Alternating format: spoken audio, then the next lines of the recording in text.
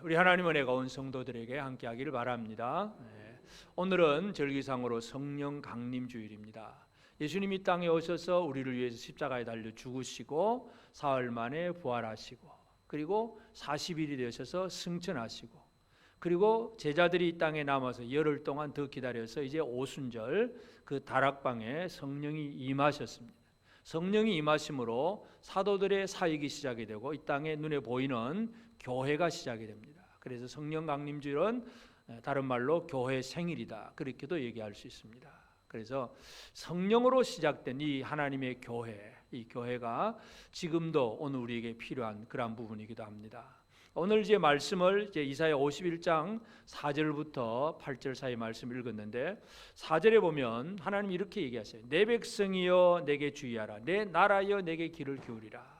내 백성이여 내 나라여. 하나님 그렇게 말씀을 하세요. 그래서 오늘 우리가 살펴보고자 하는 것은 하나님께서 원하시는 하나님의 계획이 뭐냐 하면 하나님의 나라, 하나님의 백성들에 대한 하나님의 관심이 참 지극하다 하는 것을 우리가 여기서 발견할 수 있습니다. 그래서 하나님의 나라에 대한 하나님의 관심이 아주 크신데 그 하나님의 나라가 어떻게 이루어지느냐, 결국은 성자 예수 그리스도 그리고 성령을 통해서 이루어지는 것이 바로 하나님의 나라입니다. 그래서 오늘 말씀의 제목을 성령과 하나님의 나라, 이렇게 제목을 가지고 함께 살펴보고자 합니다. 우리가 계속해서 지금 이사야를 살펴보고 있는데요, 이 이사야 당시에 그 왕들 중에서 히스기야는 믿음으로 살았지만 그 아버지 아하스, 아들 므낫세, 이 히스기야만 딱 동떨어지게 진짜 믿음 생활을 하고 그 아하스나 므낫세는 아주 악한 왕이었어요. 하나님 앞에 가장 불신의 왕들이었습니다.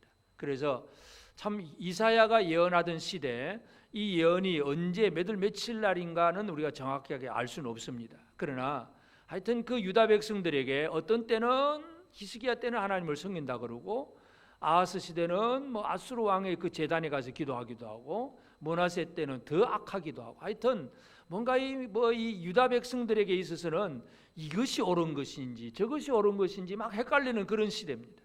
그런 시대에 이사야의 예언은 하나님이 어떤 분이고 하나님은 어떤 나라를 세우기를 원하셨느냐, 이 얘기를 하고 있습니다. 그래서 오늘 이 성령과 하나님의 나라, 이 하나님의 나라를 바라보면서 이것은 옛날 얘기가 아니라 바로 지금 우리 이야기입니다. 우리는 이 하나님의 나라를 제대로 살아가고 있느냐, 하나님께서 내 백성이여 내 나라여 이렇게 얘기하셨을 때에 내가 여기 있습니다 하고 뭔가 우리가 응답할 수 있어야 되고 그 하나님 나라 백성으로 살아가는 것, 이것이 우리에게 가장 중요한 부분입니다.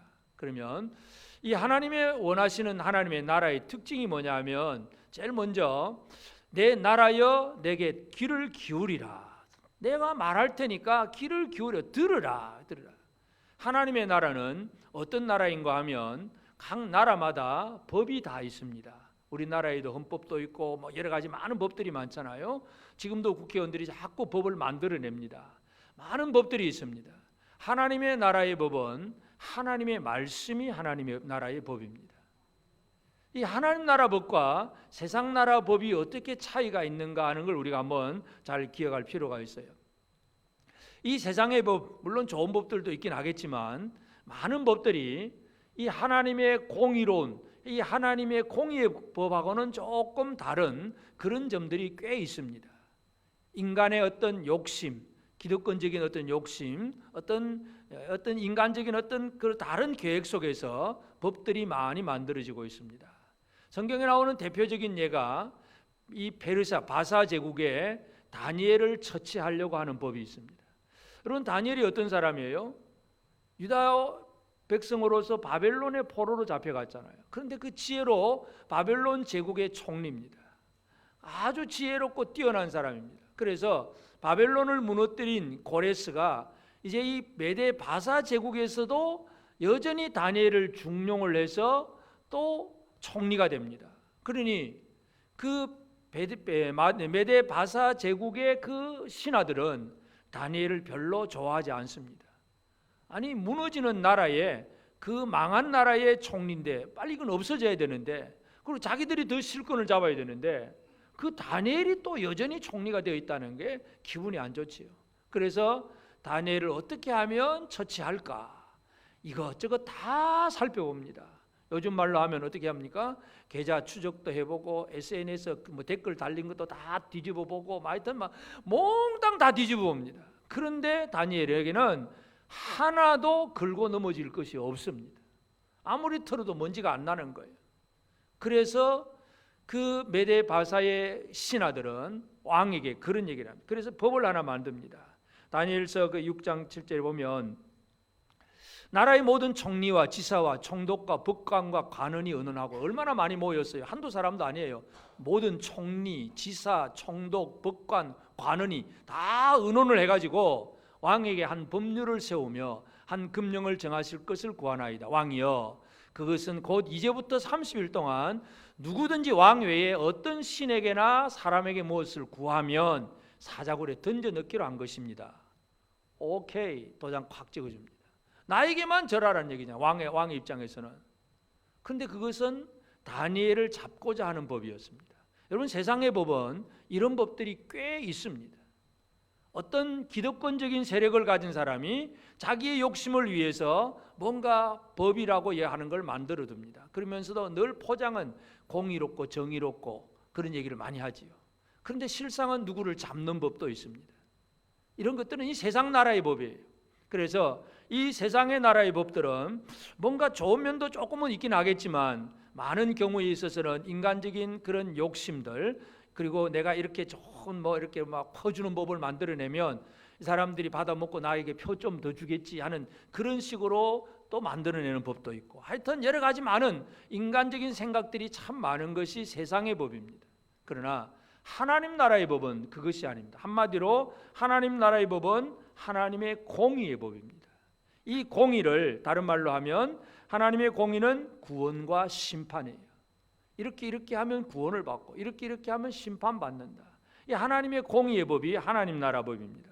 그래서 이스라엘 백성들을 하나님께서 애굽에서 이끌어내신 다음에 그들에게 율법을 주시기 전에 뭐라고 얘기하시느냐 하면 출애굽기 19장 5절에 보면 세계가 다 내게 속하였나니 너희가 내 말을 잘 듣고 내 언약을 지키면 너희는 모든 민족 중에서 내 소유가 되겠고, 하나님은 어떻게 모든 세계가 다 하나님에게 속한 거예요. 다 세계가 속했다. 그런데 너희 이스라엘, 너희가 내 말을 잘 듣고 내 언약을 지키면 너희는 모든 민족 중에서 아주 특별한 내 소유가 될 것이다. 이렇게 말씀을 합니다. 하나님의 말씀을 제대로 들으면 다른 조건이 없어요. 하나님의 말씀을 제대로 들으면 하나님의 특별한 백성이 될 것이다. 아무리 세상에서 뭔가 크고 강한 나라를 이루고 또 뭔가 다른 좋은 것이 있다고 하더라도 하나님의 말씀의 법을 듣는 사람이 아니라면 그 사람들은 하나님의 특별한 소유가 될 수가 없습니다. 그래서 하나님 나라의 특징, 첫 번째 특징은 뭐냐 하면 그 나라는 하나님의 말씀으로 세워진 나라다 하는 얘기입니다. 다시 말해서 말씀으로 세워진 그 나라 안에서 내가 말씀에 대해서 관심도 없고 말씀에 대해서 믿음도 없고 말씀에 대해서 행함도 없다면 내가 하나님 나라 백성으로 살지 못하고 있다. 바로 그런 얘기이기도 합니다. 우리는 하나님 나라가 무슨 나라인가를 다시 한번 확인하게 되길 바랍니다. 내 백성이여 내 나라여 귀를 기울일지어다. 내게 귀를 기울일지어다. 하나님 그렇게 말씀을 하세요. 그리고 이제 귀를 기울일지어다 하셨고, 이는 율법이 내게서부터 나갈 것임이라 내가 내 공의를 만민의 빛으로 세우리라. 만민의 빛으로 세운다고 했고, 5절에도 내 공의가 가깝고 내 구원이 나갔은즉 내 팔이 만민을 심판하리니 섬들이 나를 앙망하며 내 팔을 의지하리라. 구원과 심판, 하나님의 공의가 어디에까지 미칩니까? 만민의 빛으로, 만민의, 세상 모든 만민에게 하나님의 법이 미친다는 얘기입니다. 여러분, 이 세상의 법은, 우리나라의 법은 우리나라 사람들에게 적용이 됩니다. 우리나라 법 가지고 미국 사람들에게 이래라 저래라 할 수가 없어요. 다 자기 나라 법은 그 나라 백성들에게만 적용이 됩니다. 그런데 하나님의 법은 뭐예요? 만민에게 적용이 됩니다. 하나님 나라의 통치의 범위가 온 세상 만민이라고 하는 사실을 우리가 기억할 필요가 있습니다. 하나님은 물론 이스라엘을 특별한 소유로 삼겠다고 말씀을 하셨지만 온 세계가 다 내게 속했다고 말씀하지 않습니까? 하나님의 나라의 통치의 범위는 세상 만민입니다. 그래서 이 세상 모든 만민을 향한 하나님의 다스리심이 있다는 걸 기억해야 됩니다. 시편 2편에도 보면 시편 2편 1절부터 보면 이런 얘기를 하죠. 어찌하여 이방 나라들이 분노하며 민족들이 헛된 일을 꾸미는가? 세상의 군왕들이 났으며 관원들이 서럽게 하여 여호와와 그의 기름 부음 받은 자를 대적하며 우리가 그들의 맨 것을 끊고 그의 결박을 벗어버리자 하는도다. 하늘에 계신 이가 웃으시며 주께서 그들을 비웃으시리로다. 하나님이 보내신 기름 부음 받은 자 예수 그리스도를 그것을 결박이라고 생각하고 그 예수에서 떠나고자 하는 자들을 하나님이 어떻게 하신다고요? 웃으시고 비웃는다. 세상에 권력을 가진 많은 열국들 권세들이 많이 있지만 예수로 말미암아 살지 아니하는 모든 것들은 하나님의 비웃음의 대상입니다. 하나님은 모든 나라 모든 백성을 다스리시는 하나님이십니다. 우리는 하나님 나라 통치의 범위가 온 세상이라고 하는 것을 기억해야 됩니다. 하나님의 통치의 원리는 말씀이고 그 말씀이 퍼져가는 범위는 온 세상 모든 만민이라는 사실. 그러면서 이제 또 6절에도 보면 너희는 하늘로 눈을 들며 그 아래 땅을 살피라. 하늘이 연기같이 사라지고 땅이 옷같이 헤어지며 거기 사는 자들이 하루살같이 죽으려니와 나의 구원은 영원히 있고 나의 공의는 폐하여지지 아니하리라. 이 세상 나라들은 어떤 나라이냐 하면 하늘과 땅을 봐라는 얘기죠. 하늘 보니까 하늘은 연기같이 사라집니다. 땅은 옷같이 그저 헤어진다. 닳아서 헤어지는 옷. 그리고 거기 사는 자들은 하루살이 같다. 8절에도 보면 옷같이 좀이 그들을 먹을 것이며 양털같이 좀벌레가 그들을 먹을 것이나 나의 공의는 영원히 있겠고 나의 구원은 세세히 미치리로다. 하나님 나라의 세 번째 특징은 뭐냐면 영원성입니다. 영원함. 하나님 나라는 조금 있다가 망하는 그 나라가 아니에요. 하나님 나라는 영원한 나라입니다. 여러분 우리나라 역사만 봐도 나라가 많이 바뀌었잖아요. 뭐 민족으로 보면 혈통은 하나인 것 같은데 왕조는 많이 바뀌었잖아요. 뭐 삼국시대, 통일신라시대, 고려시대, 조선시대 막 나라가 세워지고 망하고 세워지고 망하고 뭐 세상 나라 다 그렇습니다. 세상의 모든 나라들이 다 그렇습니다. 그래서 이 세상 나라들은 뭔가 크고 강할 때는 아주 멋있어 보이지만 얼마 못 갑니다. 유한한 나라들입니다. 그런데 하나님의 나라는 영원하다는 것을 얘기합니다. 이 나라의 특징을 잘 이해를 해야 됩니다. 다니엘이 이제 그 바벨론에 잡혀가서 이제 총리가 되고 아주 지혜로운 자가 되고 왕 느부갓네살의 꿈을 제일 첫 번째 해석을 해줍니다. 느부갓네살 왕이 꿈을 꾸기는 꿨는데 도대체 꿈의 내용도 모르겠고 뭔가 꿈은 분명한데 내용도 모르겠습니다. 그래서 박사 술객들 다 불러 모아가지고 자 내가 밤에 꿈을 꿨으니까 꿈을 해석을 해라. 왕이여 꿈 얘기를 들려주십시오. 모르겠다. 뭔지도 모르는데 하여튼 꿈 해석 좀 해. 이게 말도 안 되는 얘기잖아요. 근데 세상 권력은 그렇습니다. 아이고 왕이 꿈 얘기를 해줘야지요. 이놈들 너희들 내 밥만 그냥 녹봉만 먹고 그냥 잘났다고 큰 소리만 치고 있느냐. 이거 너희들 이거 빨리 안 나면 너희 다 죽는다. 이 느부갓네살이 그냥 그런 명령을 내리잖아요. 모든 박사와 술객들이 꿈 얘기만 해주면 그럴듯하게 뭔가 포장해서 얘기를 할 수 있어요. 근데 꿈 얘기를 안 해주잖아요. 뭐라고 했을까요? 뭐라고 얘기할 말이 없잖아요. 죽인다고 해도 할 말이 없는 거예요. 그때 다니엘이 하나님 앞에 이제 기도하고 그 꿈 해석을 해줍니다. 왕 앞에 들어가서 다니엘이 꿈 얘기를 먼저 합니다. 왕이 꿈을 꿀 때에 한 큰 사람 신상을 보았습니다. 머리는 금으로 만들어졌고 그리고 이 가슴과 이 팔은 은으로 만들어졌고 배와 넓적다리까지는 노스로 만들어졌고 종아리부터 이제 쇠로 만들어졌는데 발은 진흙과 쇠가 섞여 있습니다. 그리고 큰 신상 사람 모양이 있는데 그런데 어디서 갑자기 돌이 하나 딱 날라와서 이 신상을 딱 치니까 신상이 완전히 부서져서 돌무더기가 남았습니다. 그때 이제 느부갓네살은 완전히 깨닫는 거죠. 자, 맞다. 그 꿈이다. 그걸 어떻게 알아내는지 모르죠. 하나님이 계시하시니까 하나님이 보여주니까 알겠죠. 그런데 이제 그것에 대해서 다니엘이 또 꿈 해석까지 해줍니다. 다니엘 2장 44절에 보면 이 여러 왕들의 시대에 하늘의 하나님이 한 나라를 세우시리니 이것은 영원히 망하지도 아니할 것이요 그 국권이 다른 백성에게로 돌아가지도 아니할 것이요 도리어 이 모든 나라를 쳐서 멸망시키고 영원히 설 것이다. 그러니까 여러 왕들 얘기를 먼저 합니다. 자, 금으로 된 머리로 된 이 머리, 금으로 된 머리는 이 바벨론 제국 느부갓네살 왕 당신입니다. 그래서 지금 당신이 최고입니다. 기분 좋지요. 뭐 금으로 되어 있고 머리가 되어 있고. 근데 그 금으로 되고 머리라고 하지만 어떤 한계를 가지고 있습니까? 끝난다는 얘기예요. 얼마 못 가 끝난다는 얘기예요. 얼마 못 가서 끝나버리고 새로운 나라가 등장을 합니다. 메데 바사 제국, 페르시아 제국이 거의 다리오 고레스로 등장해서 메데 바사 제국이 이릅니다. 그것은 이제 금이 아니고 은인데, 근데 그 강한 나라가 이 바벨론을 무너뜨리고 페르시아 제국을 세우는데 또 이 나라도 얼마 못 가요. 얼마 못 가고 헬라 제국 그리스가 또 일어나서 동방을 침공해 와서 이 페르시아 제국도 다 무너집니다. 그런데 이 페르시아 제국이 무너지고 이제 헬라 그리스 제국이 또 이렇게 온 세계를 통치하다가 얼마 못 가서 또 그 알렉산더는 빨리 죽잖아요. 전쟁에 30살에 빨리 죽어버리고 네 장군에 의해서 나라가 넷으로 나눠지고 많은 혼란기를 거쳐서 결국은 로마가 온 세계를 통일을 합니다. 그것이 이제 네 번째 나라 로마 제국입니다. 그러니까 바벨론과 메데 바사와 헬라와 로마 이 나라들 얘기를 쭉 하면서 결국은 이 나라들이 강한 강대국 그 제국들이지만 돌 하나가 날아오면 누가 던진지도 모르지만 돌 하나가 날아와서 이 신상을 건드리고 딱 맞추면 이 신상들은 완전히 파괴되고 그냥 돌무더기밖에 없다. 아무것도 없다. 이 얘기를 해줍니다. 그러면서 이 여러 왕들의 시대에 하나님이 하늘의 하나님이 한 나라를 세우실 것이다. 이것은 이 나라는 영원히 망하지 아니할 것이고 그 국권이 다른 백성으로 돌아가지 아니할 것이고 도리어 모든 나라를 쳐서 멸망시키고 영원히 설 것이다. 이 나라 하나님 나라예요.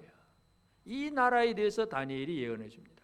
그래서 세상 나라는 아무리 크고 강한 나라인 것 같아도 조금 지나면 다 없어집니다. 무너집니다. 망합니다. 새로운 나라가 등장합니다. 이게 흥망성쇠가 계속 이어지는 것이 세계의 역사입니다. 그런데 무너지지 않는 나라가 있습니다. 그 나라가 하나님 나라입니다. 하나님이 세우시고자 하는 그 나라는 결코 무너짐이 없다는 거, 그 얘기를 하고 있습니다. 그래서 그러한 무너짐이 없기 때문에 결국 이 나라 얘기를 지금 이 유다 백성들에게 이사야를 통해서 예언하시는 목적이 뭐겠습니까?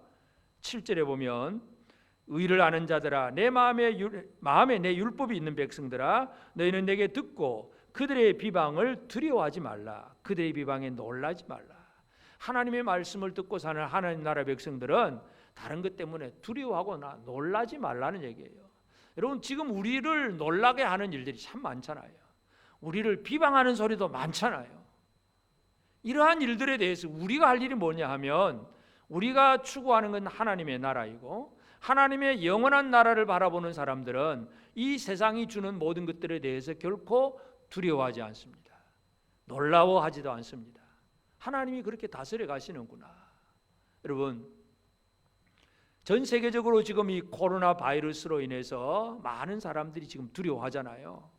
하나님께서 쉽게 말해 돌 하나 던진 거예요. 바이러스 하나 탁 던져 놓으니까 어떻게 됩니까? 그냥 그 한 사람부터 시작해서 계속 번지고 번져서 지금 전 세계적인 문제입니다. 미국은 뭐 10만 명이 죽었다 그러는데 하여튼 엄청난 몇백만 명의 환자가 생기고 수십만 사람들이 죽습니다. 모든 사람들이 두려워합니다. 하나님께서 하시면 이런 일이 벌어집니다. 사람들은 이제 이걸 가지고 정치적으로 이게 도대체 뭐 중국 탓이다 미국 탓이다 막 이런 얘기를 하지만 우리가 영적인 시각으로 본다면 온 세계를 다스리시는 이는 하나님이세요. 하나님은 이런 바이러스 하나도 쉽게 만들어서 퍼뜨리면 그냥 이 세상이 망합니다. 여러분 아수르가 망할 때 어떻게 망했습니까? 아수르가 유다를 예루살렘을 포위를 하고 있을 때 하나님이 아수르 18만 5천 명을 하룻밤에 다 죽이잖아요. 그 역사가들은 그 사건을 뭐 그냥 전염병으로 망했다. 그 전염병이 지금 이 코로나보다 얼마나 심각합니까? 하루 저녁에 함께 모였던 18만 5천 명이 다 죽어버렸는데 그런 일을 하시는 하나님이세요. 이 하나님의 손길을 오늘 우리는 늘 이해할 필요가 있습니다. 하나님께서 이 세상을 어떻게 움직여 가시고 다스려 가시느냐, 하나님의 손길을 이해를 하면서 하나님의 통치는 영원하다는 사실을 우리는 이해해야 됩니다. 그래서 이 땅에서 어떻게 하면 평안하게 살고 건강하게 살고 잘 살까, 우리나라가 뭐 이래야 되는데 저래야 되는데 막 그런 얘기, 물론 우리가 이 어떤 이 보건 위생을 위해서 조심하고 이거 다 하긴 해야 되지만, 그러나 여기에만 머물러 있어서는 안 됩니다.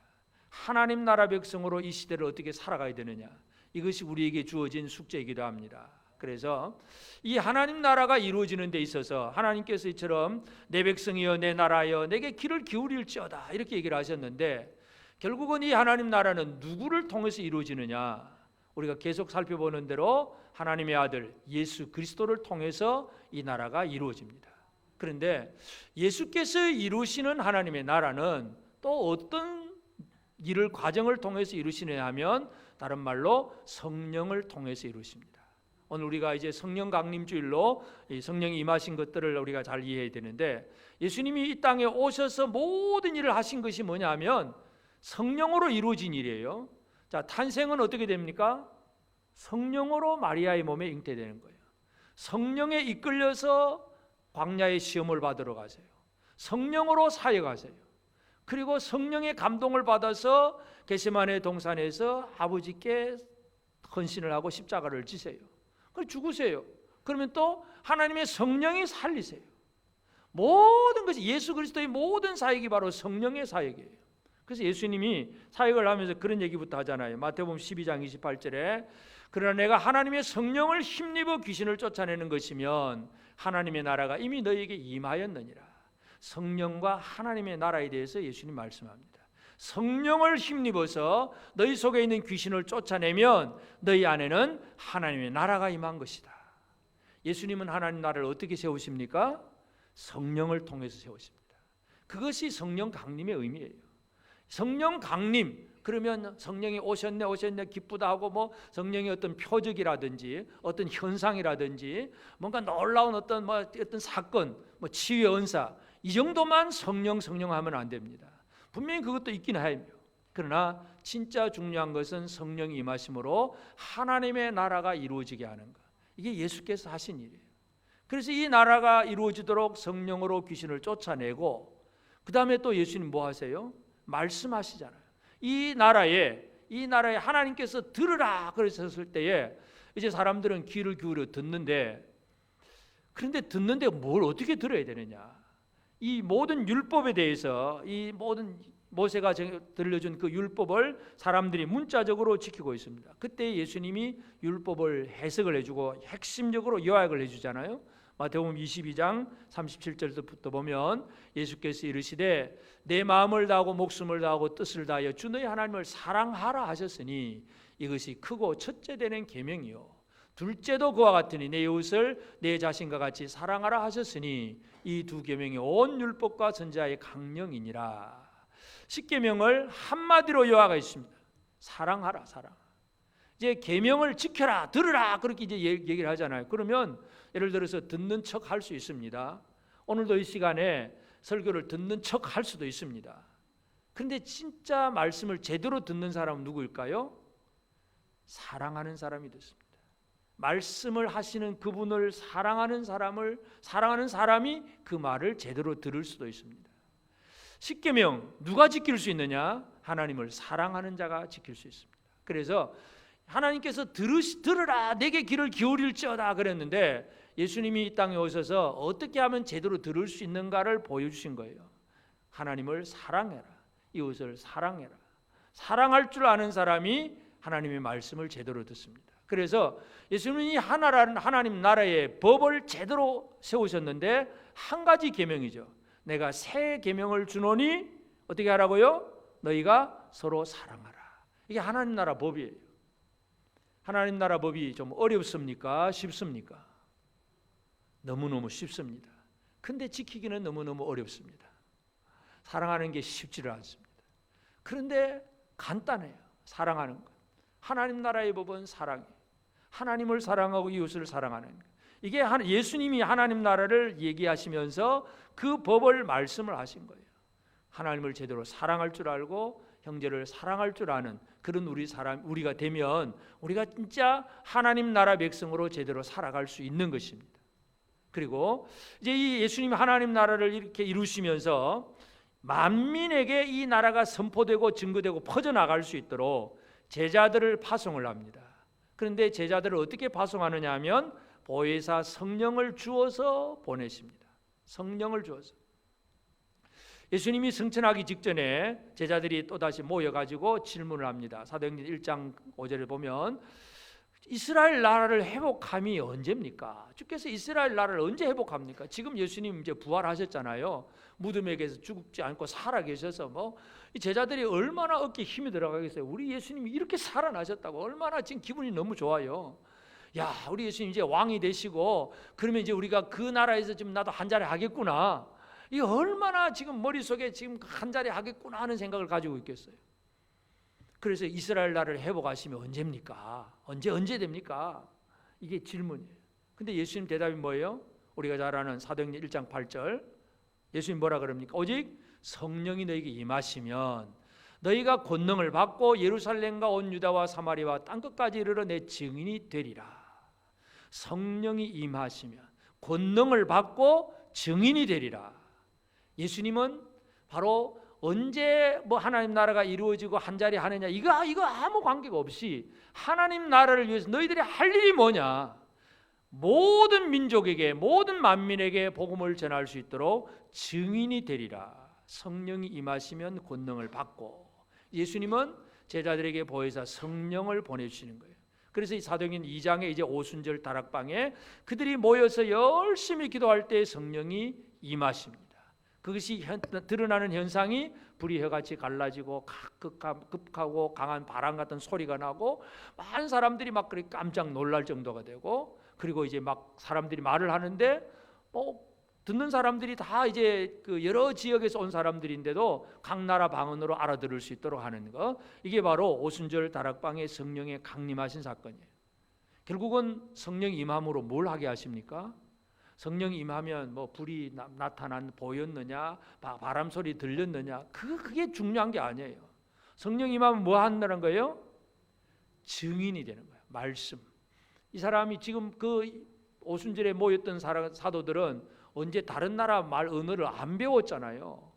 근데 유대인들이 각 나라에 퍼져 있어 디아스포라 퍼져 있다가 그 나라 말들을 하다가 이제 오순절 절기 지키러 모였는데 그 여러 나라 말들을 그냥 말하면 다 알아듣는 거예요. 이게 성령이 말하게 하심이에요. 증인입니다.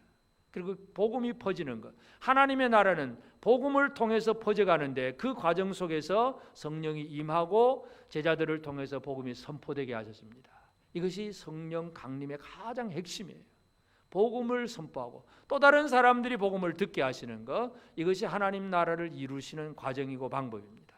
그래서 예수님은 제자들에게 보혜사 성령을 보내주시겠다고 약속을 하셨고 그 일을 그대로 이루셨습니다.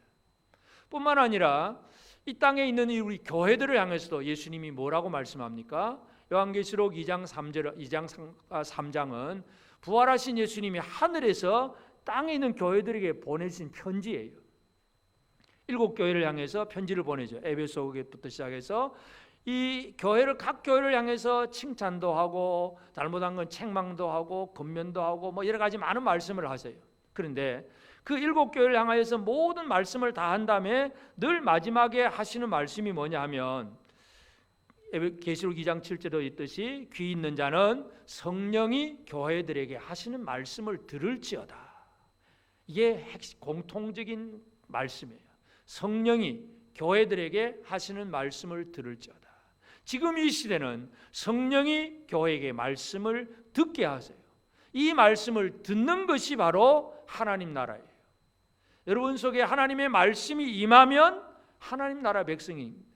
이 하나님 나라 백성으로 살도록 예수께서 성령을 보내주시고 교회에게 편지를 합니다. 귀 있는 자는 성령이 교회들에게 하신 말씀을 들을지어다. 내 백성이여 내 나라여 귀를 기울여 내게 들을지어다. 구약이나 신약이나 똑같아요. 말씀 들을지어다. 하나님의 말씀이 우리 안에 들어와야 우리가 하나님의 나라가 이루어지는 것입니다. 이 사람이 되기를, 이런 나라가 이루어지기를 하나님께서 원하시고 있습니다. 그래서 오늘 우리가 이 성령 강림주일도 보내지만 우리 안에 임하신 성령으로 말미암아 나는 과연 하나님의 말씀을 제대로 듣는 하나님 나라 사람인가, 이것을 우리가 살펴볼 필요가 있습니다.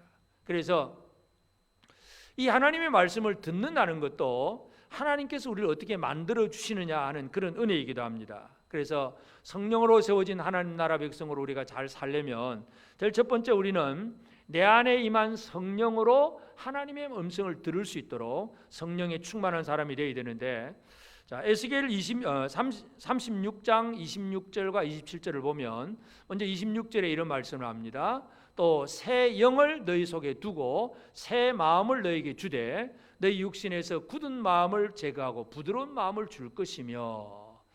여러분, 이 26절에서 하나님께서 이스라엘을 회복할 때에, 그 회복할 때에 제일 먼저 하시는 것이 뭐냐면 새 영을 주고 새 마음을 줄 것이다. 왜냐하면 이 돌비에다가 말씀 기록해가지고 자 이거 이대로 지켜라 하고 했는데 마음이 강팍하고 마음이 굳어 있으면 아무리 귀로 말씀을 들어도 지켜지질 않습니다. 예수님이 네 가지 밭의 비유를 어떻게 하세요? 이 옥토가 뭐예요? 옥토. 자, 길가에 딱딱한 밭, 그리고 돌이 있는 돌밭, 가시밭, 여기에 떨어진 씨앗은 결실을 할 수가 없습니다. 부드러운 흙이 있는 이 옥토에 씨앗이 떨어져야 결실을 합니다.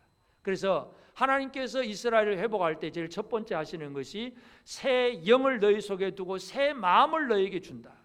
이 우리의 영, 혼, 이 영과 혼을 하나님께서 우리를 새롭게 만들으시는 거예요. 그것이 이제 새롭게 되면 출발입니다. 먼저 이 바탕을 잘 다듬어 주신다는 얘기죠. 그 다음에 이 부드러운 마음에다가 그 다음에 27절에 뭐라 그럽니까? 또 내 영을 너희 속에 두어 너희로 내 율례를 행하게 하리니. 이미 우리 영이 이제 부드러운 마음이 되어서요, 새 영입니다. 여기다가 내 영을, 하나님의 영, 성령을 속에 두어서 부어 주어서 그렇게 되면 어떻게 됩니까? 내 율례를 행하게 하리니. 하나님의 말씀을 어떻게 하면 지킬 수 있습니까? 결국 우리 힘으로는 말씀을 지킬 수 없다는 얘기예요. 여러분, 우리가 늘 예수 믿는 성도들의 고민 중에 하나가 뭐예요? 설교를 들으면서 또는 성경 읽으면서 아멘, 그래야지. 그런데 실제 삶이 그렇게 됩니까? 잘 안 되는 이유가 뭐예요? 결국 이 문제예요. 결국은 우리가 말씀을 들을 수 있는 바탕이 되도록 우리의 영과 우리의 마음을 부드럽게 만들어 주시는 이 하나님의 이 만져주심, 이 하나님의 어루만져 주신 이 부드럽게 작업해 주시는 이게 먼저 우리에게 있어야 됩니다. 이 은혜가 없으면 말씀을 제대로 들을 수가 없습니다. 그리고 이 부드러운 마음 위에다가 성령이 임하심으로 이제 우리는 말씀을 지킬 수 있는 사람이 되는 것입니다. 그러므로 우리가 진짜 제대로 살려면 뭘 기도해야 되겠느냐 하는 답을 알 수가 있습니다. 왜 내가 말씀대로 살지 못하느냐? 듣기는 아는데 왜 믿음으로 말씀으로 못 사느냐? 뭐가 문제냐? 첫째는 내 마음밭이 어떠하냐는 문제고, 그리고 성령으로 말씀을 듣느냐? 귀로만 들어가지고는 의미가 없습니다. 성령이 내 안에 역사하심으로 말씀을 들어야 제대로 우리가 하나님의 백성으로 살아갈 수 있습니다. 우리는 들을지어다 그랬으니까 이제는 들어야 되잖아요. 들어야 됩니다. 그럼 어떻게 듣느냐? 그냥 귀를 기울이기만 하면 그 얘기가 아니라 우리의 말씀에 대한 마음의 이 부드러움, 하나님이 어루만져 주세요. 이 작업을 해주시도록 우리는 구해야 되고, 내버려 두지 말도록. 로마서 1장에 보면 이 마음의 강팍한 대로 내버려 둔다 그랬거든요. 왜 사람이 마음이 강팍하냐 하면 하나님이 내버려 두면 다 강팍해요. 여러분, 밭도 어떤 이 갈지 않고 그냥 내버려 두면 그 밭이 어떻게 됩니까? 이상하게 돌도 생기고 뭔가 막 이상한 밭이 엉망이 되잖아요. 내버려 두면 그렇습니다. 잘 관리하면 부드러워집니다.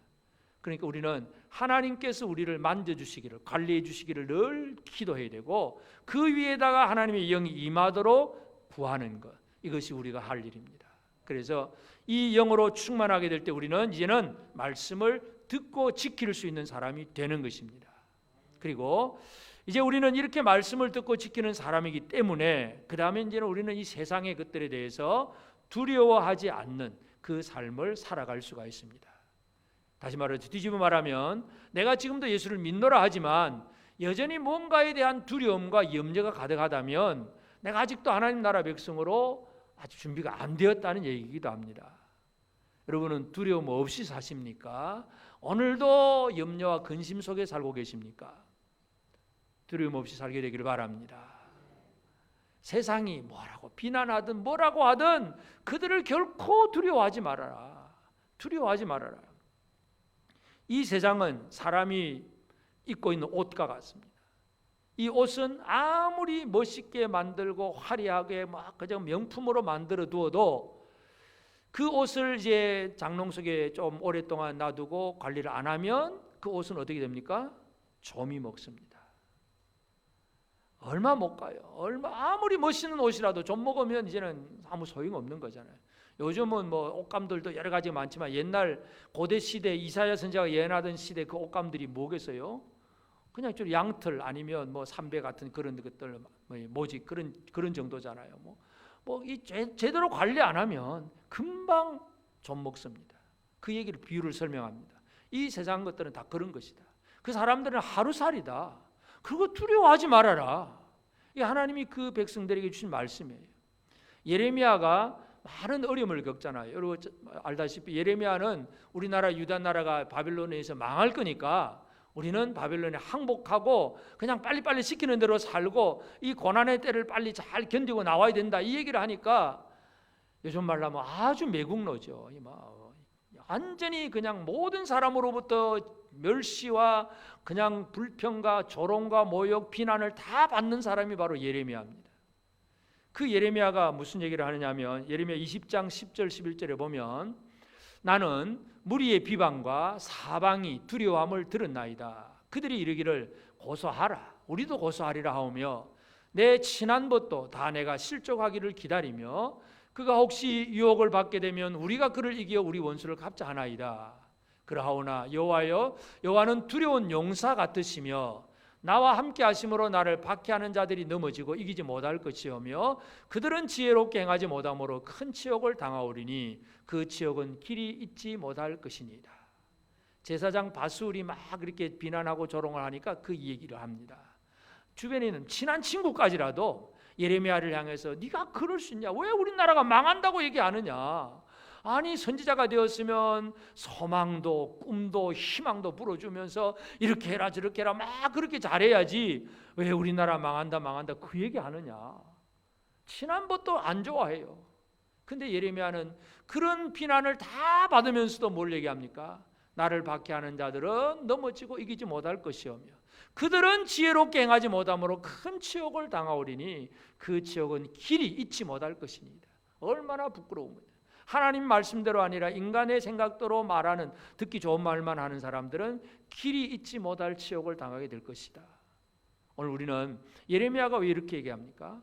하나님을 알기 때문에 하나님 말씀 들었기 때문에 담대한 거예요.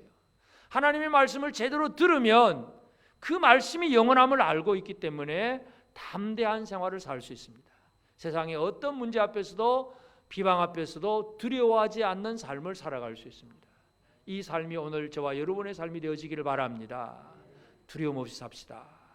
우리를 두렵게 하는 환경과 또 우리에게 어떤 낙심되는 말을 전해주는 사람과 우리 자신의 연약함, 무능함 이런 것들이 우리를 늘 두렵게 하잖아요. 그러나 이 두려움 속에서도 결코 두려워하지 않는 생활을 살아가는 것이 중요합니다. 우리가 할 일이 뭐겠어요? 세상을 향하여서 만민의 빛으로 살아가는 것을 우리가 살아야 됩니다. 여러분이 만민의 빛입니다. 세상을 하나님은 우리를 통해서 이 세상 모든 사람들이 빛 가운데 살기를 원하세요. 예수의 제자들은 세상의 빛이에요. 그러므로 오늘 우리가 빛된 생활을 살아가는 것이 중요합니다. 이스라엘 백성들이 살아가는 삶 자체가 이방들에게 대해서는 빛이 되는 겁니다. 자, 이스라엘 백성들이 애굽에서 나와서 광야 40년을 지나면서 만나 먹고 또 이렇게 반석에서 나는 물을 마시고 이런 그런 과정을 지나면서 드디어 요단강 앞에 머물렀습니다. 이 요단강 건너편은 여리고성이에요. 두 정탐꾼을 보내니까 그 정탐꾼을 숨겨준 기생 라합이 무슨 얘기를 합니까? 우리가 당신들의 하나님 여호와 그 소문을 듣고 우리 마음이 물과 같이 녹아버렸다. 너무나 두려워서. 자, 어떤 민족이 그 나라에서 한꺼번에 다 아주 유유작적하게 그냥 나와서, 그리고 이 사람이 살 수 없는 광야에서 40년 동안 그냥 다니면서 굶어 죽는 사람 한 사람 없이, 물론 죄짓고 벌받아 죽는 사람이 있긴 하지만 물 마시고 매일매일 먹어가면서 그러면서 살고, 그리고 요단 동편에 와서는 또 두 나라를 정복하기도 하고, 그러니 여리고성 사람들이 얼마나 요즘 말로 쫄았겠어요. 사람들은 그걸 아는 거예요. 빛이 비추어 준 거예요. 근데 그 빛을 받을 수 있는 사람이 되느냐 못 되느냐는 건 그 사람의 문제인데, 기생 라합은 빛을 받을 줄 아는 사람이었어요. 그래서 이 두 정탐꾼만 붙잡으면 나도 살겠구나. 이게 기생 라합의 믿음이잖아요.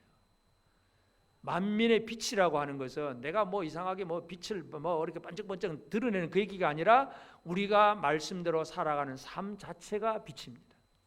내가 하나님 말씀대로 제대로 살아가는 삶을 살면 사람들이 그걸 보고 깨닫게 될 것입니다.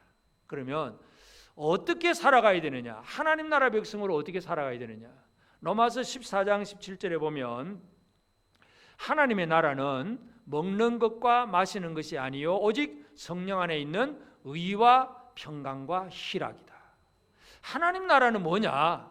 먹고 마시는 잔치하는 이 얘기가 아니라 하나님 나라는 성령 안에 있는, 이 성령으로 말미암는 의와 평강과 희락, 이 세 가지가 우리가 살아가는 삶이고, 이렇게 살아가게 될 때에 이것이 만민의 빛이 된다는 것입니다.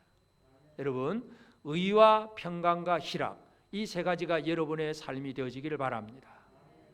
여러분 의롭게 살고 계십니까? 또 아멘 안 하시네. 우리가 뭐 의로워야 구원받는다, 그건 이미 지나간 얘기예요. 우리 은혜로 구원받은 사람들이에요. 예수로 말미암아 구원받은 사람들. 이제 내 마음대로 사는 게 아니에요. 구원파이다는 이제 믿어서 구원받았으니까 이제 뭐 다른 거 필요 없다고 하는데, 그게 아니라 우리는 구원받은 성도들이기 때문에 하나님의 의를 이루어 가야 됩니다. 왜 그렇습니까? 만민의 빛이기 때문에. 우리는 이 세상에 탐심도 많잖아요. 탐심, 또 음행, 뭐 하여튼 이 세상에 모든 불의한 것들이 너무 많잖아요.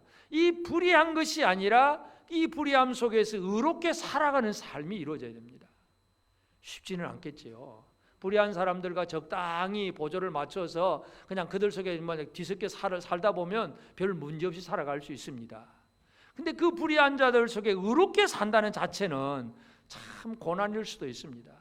그러나 그것이 빛입니다. 오늘 우리가 살아가는 삶은 성령이 우리에게 임하신 목적이 바로 이것입니다. 우리를 통해서 하나님의 의가 드러나기를 원하세요.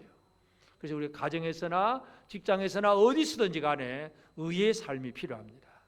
두 번째는 평강, peace, 평강입니다. 우리 마음에 평안이 이루어지는 거예요. 우리가 이 세상 속에 여러 가지 환란이 있고 많은 어려움이 있다고 하더라도 하나님 나라 백성은 그 마음 안에 두려움이 없습니다. 평안이 이루어졌습니다. 여러분 평안하십니까? 어떤 문제가 있어도 평안하십니까? 코로나가 빨리 안 끝날 것 같아도 평안하십니까? 이 코로나 때문에 직장을 잃어버리기도 하고 사업도 잘 안 되기도 하고 많은 문제가 생깁니다. 그래도 평안하십니까? 환난과 박해가 일어나고 예수 믿는 것 때문에 욕을 먹고 비방을 받는데 그래도 평안하십니까? 이 평안이 이루어지는 것. 이렇게 평안을 살면 세상 사람들이 대부분은 뭐냐면 평안을 잃어버린 사람들이에요. 무엇을 먹을까 마실까 어떻게 하면 잘 살까 뭐 이거 전부 그게 그냥 다 마음에 쏠려 있잖아요. 근데 예수 믿는 사람 보니까 이건 도대체 이상한 사람이잖아요. 자, 이렇게 힘들고 어려운데 저 사람은 두려움 없이 늘 평안한 삶을 살고 있습니다. 도대체 왜 그러냐고, 왜 어떻게 그렇게 살아갈 수 있느냐고 질문이 나올 수 있을 정도로, 그때 우리가 소망을 주는 말을 전해줄 수 있는 준비가 되어야 됩니다. 평안하십시다. 이 평안을 얘기할 때에 우리 중에 어떤 어려운 일이 하나도 없이 그냥 만사태평 이 얘기 아니에요. 환난 속에서도 사망의 음침한 골짜기로 다닐지라도 주님 나와 함께 하시기 때문에 나는 평안하다는 것. 이 평안함이 오늘 우리에게 이루어져야 됩니다. 세 번째는 희락, 기쁨, joy, 기쁨입니다. 기쁨을 잃어버리지 않아야 합니다. 여러분, 사도 바울이 옥중에서 빌립보서를 씁니다. 그 빌립보 성도를 향해서 그 빌립보에서 가장 많이 강조하는 말이 뭐냐면 기쁨이에요. 기뻐하라, 기뻐하라. 내가 말하는 또 기뻐해라, 기뻐해라. 아니, 억울하게 감옥에 들어가 있는 사도가 마음 놓고 활동도 못하고 그냥 꼼짝도 못하는데, 근데 바울에게 빌립보 교회에게 편지 보내면서 기뻐하라고 편지하고 있습니다. 여러분, 요즘 기쁨이 있습니까? 저도 별로 기쁨이 안 되는 것 같아요. 마음껏 교회 나오라고 해야 되는데 신방하려고 해도 힘들고, 교회 나오라고 말하려고 해도 아이고 나는 좀 그래서 그렇다 그러면 그런가 보다 하고 또 해줘야 되고, 참 기쁨을 잃어버린 것 같아요. 여러분, 그렇지 않습니까? 모든 사람들이 기쁨을 잃어버린 그 상황 속에서 바울은 기쁨 얘기를 합니다. 여러분, 데살로니가 교회는 어떤 교회입니까? 많은 핍박을 받은 교회가 데살로니가 교회예요. 사도 바울이 데살로니가에서 사회 갈 때 새 안식일을 전도하다가 쫓겨났어요. 그만큼 도망다니고 핍박이 심한 곳이에요. 근데 그 데살로니가 교회를 향해서 편지할 때 뭐라 그럽니까? 우리가 가장 잘 아는 말씀이잖아요. 항상 기뻐해라. 쉬지 말고 기도해라. 범사에 감사해라. 여러분, 기쁜 일이 있어야 기쁘지요. 여러분, 기쁜 일이 좀 있으십니까? 그래도 기뻐하십시다. 그래도 기뻐하세요. 옆 사람에게 그래도 기뻐하세요. 기쁜 일이 없어도 기뻐하세요. 이게 하나님 나라 백성의 특징이에요. 세 가지 하나님 나라 백성으로 어떻게 살 것인가? 의와 평강과 희락. 그래서 이 하나님 앞에서는 의로운 것이고, 내 안에 이루어진 것은 평강이고, 다른 사람에게 보여줄 수 있는 것은 희락이에요. 하나님 앞에 의롭고 내 자신에 대해서는 평강이 이루어지고 사람들에게 기쁨을 보여줄 수 있는 이 삶을 사는 것이 성령을 받은 사람이고 하나님께서 원하시는 그 나라 백성의 삶의 모습입니다. 오늘 우리가 하나님 나라 백성으로 제대로 살기를 바랍니다. 하나님이 원하는 거예요. 내 백성이여 내 나라여 내게 귀를 기울일지어다. 하나님은 나라에 대해서 얘기하세요. 여러분, 이스라엘이 유다가 이 예언의 말씀을 듣고 그 나라가 이스라엘 나라가 어떤 세상적인 면에서 회복된 게 아니에요. 지금도 여전히 이스라엘은 한쪽 모퉁이에 뭔가 조금은 있기는 해요.